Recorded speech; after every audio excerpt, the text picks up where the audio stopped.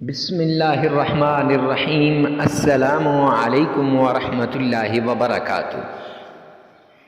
تمام تعریفیں اس پروردگار کے لیے ہیں جو دونوں جہانوں کو پالنے والا ہے، نہایت مہربان اور نہایت رحم دل ہے۔ میں گواہی دیتا ہوں کہ محمد صلی اللہ علیہ وآلہ وسلم اللہ کے بندے اور رسول ہیں۔ میں یہ بھی گواہی دیتا ہوں کہ محمد صلی اللہ علیہ وآلہ وسلم اللہ کے آخری نبی ہیں اور آپ صلی اللہ علیہ وآلہ وسلم خاتم النبیین ہیں، یعنی آپ کے بعد کوئی نبی نہیں آئے گا۔ معزز سامعین کرام، آج جو ہم آپ کے سامنے حاضر ہوئے ہیں، یا عزیزو اللہ سبحانہ و تعالی کا پیارا نام ہے۔ یہ اسم اعظم بھی ہے، ساتوں زمینوں سے بڑا اسم اعظم، ساتوں آسمانوں سے بڑا اسم اعظم۔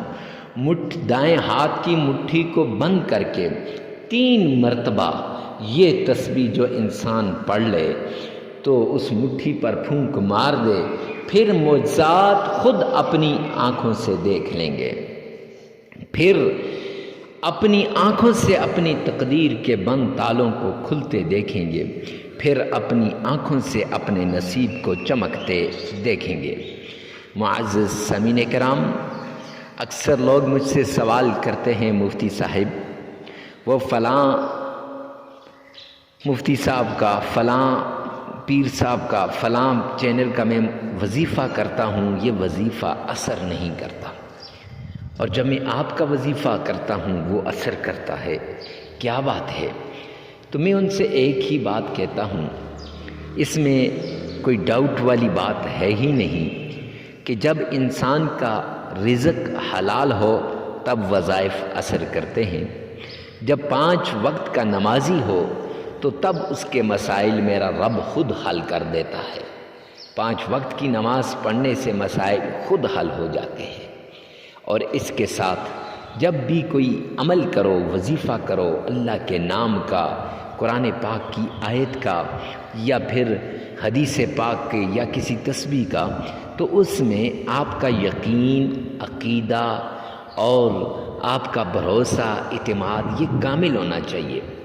اکثر لوگوں کا یقین، عقیدہ، اعتماد، بھروسہ نہیں ہوتا، وہ یہی سمجھتے ہیں پتہ نہیں یہ وظیفہ اثر کرے گا یا نہیں۔ تو ایسی سچویشن کے اندر میں آپ کو حدیث قدسی سنا دوں۔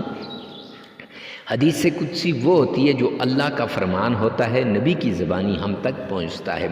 حدیث قدسی میں آتا ہے، آقا کائنات فرماتے ہیں انا عند الظن عبدی بی، کہ اللہ فرماتے ہیں میں اپنے بندے کے گمان کے مطابق فیصلے کرتا ہوں، جیسے میرا بندہ گمان کرتا ہے ویسے ہی فیصلے آتے ہیں۔ تو اس لیے وظیفہ کرنے سے پہلے آپ نے اس بات کو سچے دل سے اور صحیح طریقے سے سمجھ لینا ہے کہ وظیفہ تب اثر کرے گا جب آپ کامل یقین رکھیں گے۔ تو آئیے چلتے ہیں آگے۔ تو یہ وظیفہ جو ہے یا عزیزوں کا ان لوگوں کے لیے ہے جو مشکلات میں پھنسے ہوئے ہیں، جو کسی کو اپنی مٹھی میں قابو کرنا چاہتے ہیں، جو اپنی تکالیف کو بند کرنا چاہتے ہیں کہ اب اور تکالیفیں نہ آئیں۔ کوئی آپ کو ستا رہا ہے دشمن، اور آپ اس دشمن کو زیر کرنا چاہتے ہیں، نیچا کرنا چاہتے ہیں، تو یہ عمل آپ کے لیے بڑا خاص ہے۔ اگر آپ اپنے کاروبار میں ترقی چاہتے ہیں تب بھی یہ عمل آپ کے لیے بڑا خاص عمل ہے، اور اگر اولاد کے لیے کرنا چاہتے ہیں کہ اولاد کسی کی نہیں ہوتی، آپ چاہتے ہیں کہ اولاد ہو، اس کے لیے بھی یہ عمل ہے، یا اولاد ہے لیکن اولاد نافرمان ہے، اس کے لیے بھی یہ عمل بڑا خاص ہے۔ اس صورت میں آپ نے تھوڑی سی چینی لے لینی ہے، مٹھی کے اندر بند کر لینی ہے۔ وہ اولاد اگر ہے تو اولاد کی فرما برداری کے لیے کر رہے ہیں تو وہ چینی پھر اولاد کو کھلا دینی ہے۔ اگر جس کی اولاد نہیں ہے، حمل کے لیے کر رہا ہے یہ وظیفہ، تو وہ پھر چینی کو خود کھائے گا۔ معزز سامعین کرام، یہ عمل بہت ہی مجرب آزمودہ اور نایاب عمل ہے۔ میں یوں کہوں تو غلط نہ ہوگا کہ اس عمل کی وجہ سے آپ کی ساری تکالیف، ساری پریشانیاں، ساری مصیبتیں حل ہو جائیں گی۔ تو آئیے چلتے ہیں عمل کی طرف۔ سب سے پہلے آپ نے کمنٹ سیکشن میں یہ لکھنا ہے، یا رب ذوالجلال تمام مسلمانوں کی تمام پریشانیوں کو دور فرما دیں۔ یہ لکھنے کے بعد آپ نے، ارے مفتی صاحب اس کا کیا فائدہ ہوگا کہ ہم یہ لکھیں گے؟ تو معزز سامعین کرام، اس کے دو فائدے ہیں۔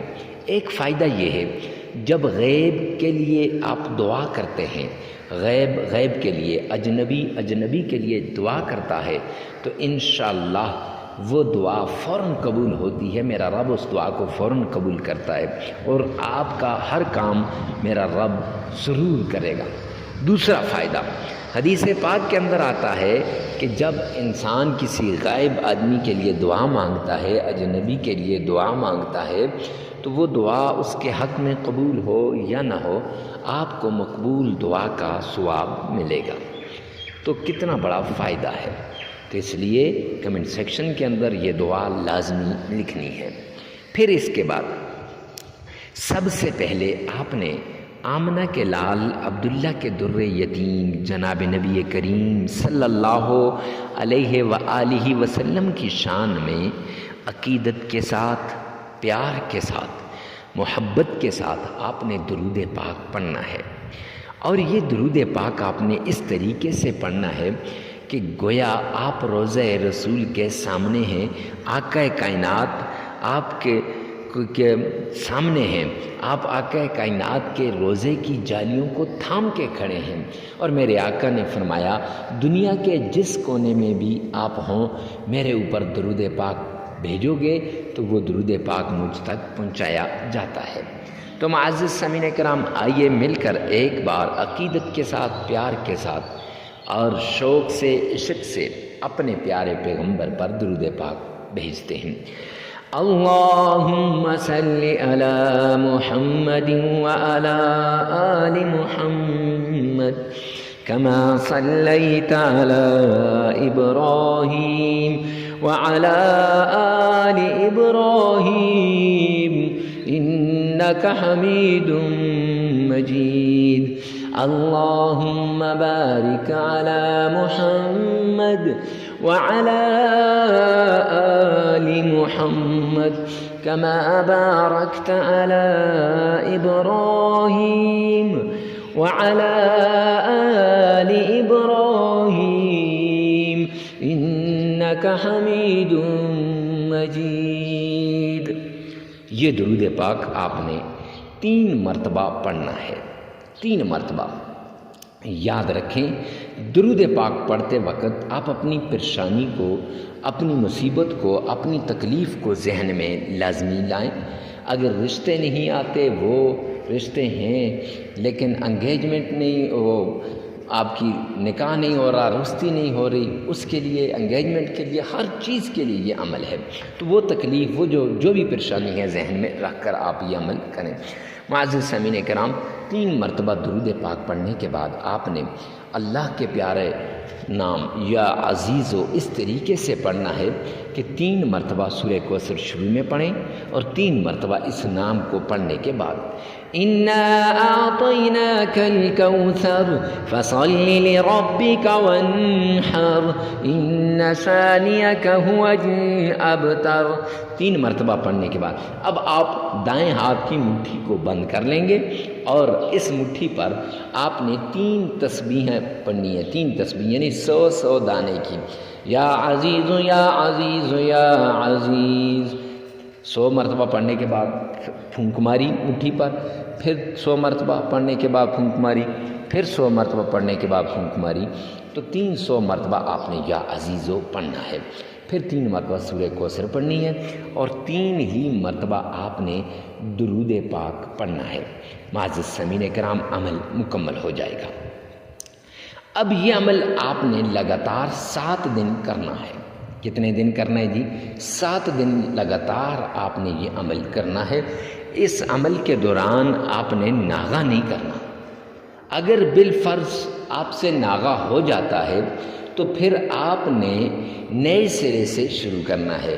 فار ایگزامپل ایک آدمی ہے، اس نے 3 دن یہ کیا اور پھر چھوڑ دیا، تو اب وہ چوتھے دن سے نہیں کرے گا، بلکہ جب بھی یہ عمل شروع کرے گا تو 1 دن شمار ہوگا، وہ جو آپ جس دن شروع کریں گے وہ ان کا پہلا دن ہوگا، پھر 7 دن کرنا پڑے گا۔ تو اس لیے 7 دن لگاتار کرنا ہے۔ اور اس کے ساتھ معزز سامعین کرام، یہ جگہ کی قید نہیں ہے، ہر جگہ چلتے پھرتے اٹھتے بیٹھتے اس عمل کو کر سکتے ہیں، اور وقت کی قید نہیں ہے، ہر وقت آپ اس عمل کو کر سکتے ہیں۔ یعنی فجر کی نماز کے بعد، میں تو کہوں گا کہ یہ ٹائم بڑا بیسٹ ہوتا ہے۔ 2 ٹائم میں جو اکثر وظائف کرتا ہوں وہ 2 ٹائم، ایک فجر کے بعد یا فجر سے پہلے تہجد کے بعد، اور دوسرا عشاء کے بعد۔ یہ 2 ٹائم ایسے ٹائم ہیں نا، جب بھی ان وقتوں میں انسان اپنے رب سے کلام کرتا ہے نا، اپنے رب سے مانگتا ہے، ایک تو مزہ بہت آتا ہے، اور دوسرا وہ کام فوراً ہو جاتے ہیں، کیونکہ اس وقت پوری توجہ پوری لگن کے ساتھ انسان کرتا ہے۔ تو ویڈیو کو ثواب کی نیت سے صدقہ جاریہ سمجھ کر آگے شیئر کرنا مت بھولیے گا۔ السلام۔